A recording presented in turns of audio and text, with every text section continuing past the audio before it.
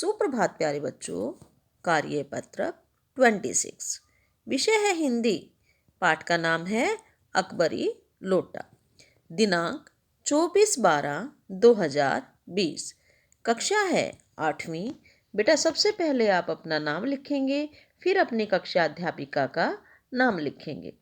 तो बेटा हम अकबरी लोटा पाठ पढ़ रहे हैं। तो इसका अगला गद्यांश इस प्रकार से है।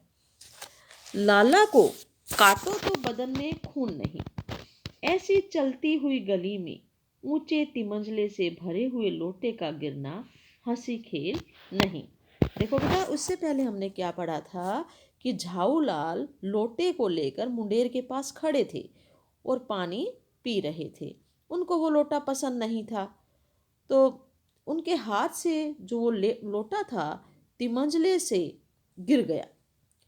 और जब हाथ से गिर गया तो अब वो बड़े घबरा गए। यह लोटा न जाने किस अनाधिकारी के झोपड़े पर काशीवास का संदेश लेकर पहुंचेगा। जब वो लोटा उनके हाथ से छूट गया तो वो घबरा गए थे, न जाने ये लोटा किसके ऊपर गिरेगा। कुछ हुआ भी ऐसा ही, और ऐसा ही कुछ हुआ जैसा उसने सोचा था। गली में जोर का हल्ला उठा। जब लोटा नीचे गिरा तो आवाजें तेज तेज आनी शुरू हो गई। लाला झाऊलाल जब तक दौड़कर नीचे उतरे तब तक एक भारी भीड़ उनके आंगन में घुस गई।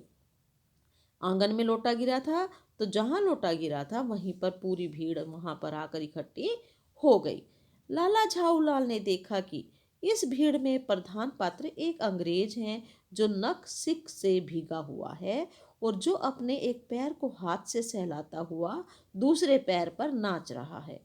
अब झाऊलाल जब नीचे उतरे, इससे पहले वहां पर काफी भीड़ इकट्ठी हो चुकी थी और उन्होंने क्या देखा कि प्रधान पात्र यानी कि जिसके ऊपर लोटा गिरा है वो कौन है? वो एक अंग्रेज है और नक से शिख तक मतलब ऊपर से नीचे तक वो भीगा हुआ है और अपने पाँव को सहला रहा। इसका मतलब लोटा कहाँ गिरा? उसके पाँव पर। उसी के पास अपराधी लोटे को भी देखकर लाला झाऊलाल जी ने फौरन दो और दो जोड़कर स्थिति को समझ लिया कि अब उसके पाँव के पास लोटा गिरा हुआ है। तो वो समझ गए थे कि मेरे लोटे ने ही इस अंग्रेज के पाँव को चोट पहुंचाई है। गिरने के पूर्व लोटा एक दुकान की साहिबान से टकराया। तो साहिबान क्या होता है बेटा? दुकान के आगे हम तिरपाल वगैरह लगा लेते हैं, तो वो होता है साहिबान। पहले जो लोटा था वह पहले साहिबान से टकराया, फिर उसके बाद अंग्रेज के पाँव पर गिर गया। वहां टकराकर उस दुकान पर खड़े उस अंग्रेज को उसने सांगोपांग स्नान कराया और फिर उसी के बूट पर आ गिरा। पहले उसको स्नान करवाया, यानी उस पर सारा का सारा पानी बिखर गया और उसके बाद उसके बूट पर यानी जूते पर जूता गिर गया। उस अंग्रेज को जब मालूम हुआ कि लाला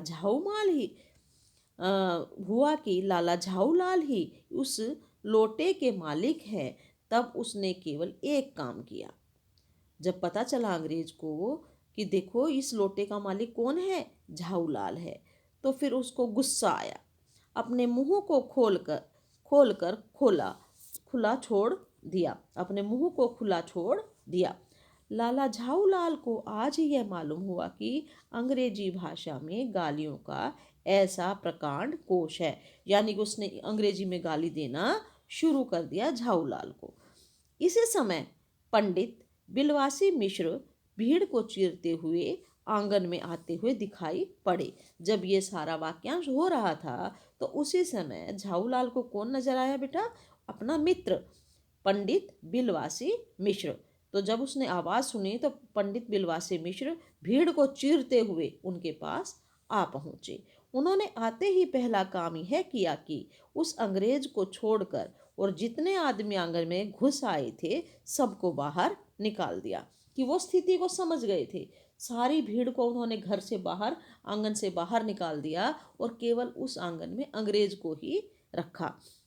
फिर आंगन में कुर्सी रखकर उन्होंने साहब से कहा, अंग्रेज को कहा, आंगन में कुर्सी रखी, अच्छे से बिठाया और उनको क्या कहा, देखिए, आपके पैर में शायद कुछ चोट आ गई है, अब आप आराम से कुर्सी पर बैठ जाइए।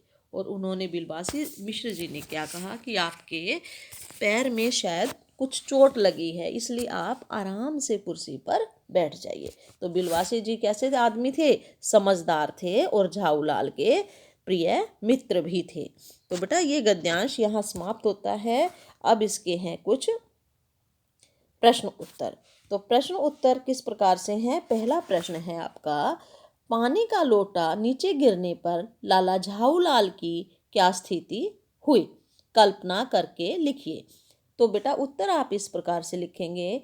पहले प्रश्न का उत्तर है ये, पानी का लोटा नीचे गिरने पर लाला झाऊलाल ऐसे हो गए मानो तो बदन में खून नहीं, यानी लाला झाऊलाल बहुत डर गए, यह सोचकर कि कहीं यह लोटा किसी को जाकर लग ना जाए। तो प्रश्न नंबर दो इस प्रकार से है बेटा, लोटा नीचे जाकर किस पर वह कैसे गिरा था? पढ़कर उत्तर दीजिए। तो उत्तर है आपका, लोटा दुकान के साइबान से टकराकर एक दुकान पर खड़े अंग्रेज को भिगोकर उसके पैर पर गिर गया। तो प्रश्न नंबर 3, लाला जी ही लोटे के मालिक हैं, यह जानकर अंग्रेज ने क्या किया? तो उत्तर है आपका, जब अंग्रेज को पता चला कि लाला जी लोटे के मालिक हैं तो उसने अपना मुंह खोलकर अंग्रेजी में गालियां देनी शुरू कर दी। तो प्रश्न नंबर 4 है, दिए गए पद्यांशों में से कोई 3 मुहावरे छांटकर लिखिए व उनके अर्थ लिखकर वाक्य भी बनाइए। तो बेटा इसमें ये जो मुहावरे दे रखे हैं इसके हमने अर्थ भी लिखना है और वाक्य में प्रयोग भी करना है। पहला मुहावरा दे रखा है, काटो तो बदन में खून नहीं। उत्तर है, मतलब अर्थ, अत्यंत डर जाना। वाक्य में प्रयोग हम इस प्रकार से करेंगे, चोरी करते पकड़े जाने पर रामू की ऐसी हालत हो गई थी कि काटो तो खून नहीं। चोरी करते पकड़े जाने पर रामू की ऐसी हालत हो गई थी कि काटो तो खून नहीं। मुहावरा नंबर 2, दो और दो जोड़ना। यह आपके गद्यांश में आया था बेटा, दो और दो जोड़ना। इसका अर्थ है सारी परिस्थिति को समझ जाना। जब बिलवासी मिश्र आए थे, आंगन में भीड़ देखी थी तो वो इस स्थिति को समझ गए थे। वाक्य में प्रयोग, लोटे को अंग्रेज के पास देखकर लाला ने उसी समय 2 और 2 जोड़कर देख लिया।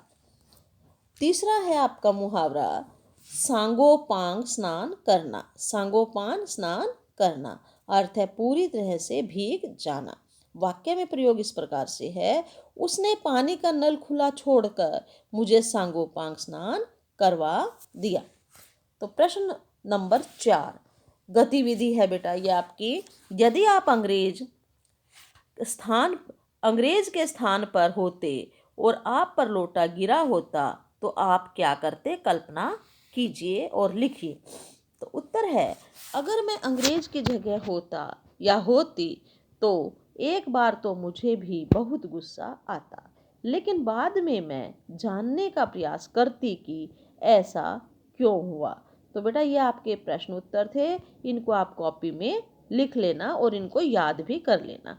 तो बेटा अब कोरोना वायरस दिल्ली में फैला हुआ है तो हमें कुछ सावधानियों का प्रयोग करना है। जैसे घर से बाहर निकले तो मास्क लगाकर ही बाहर निकले।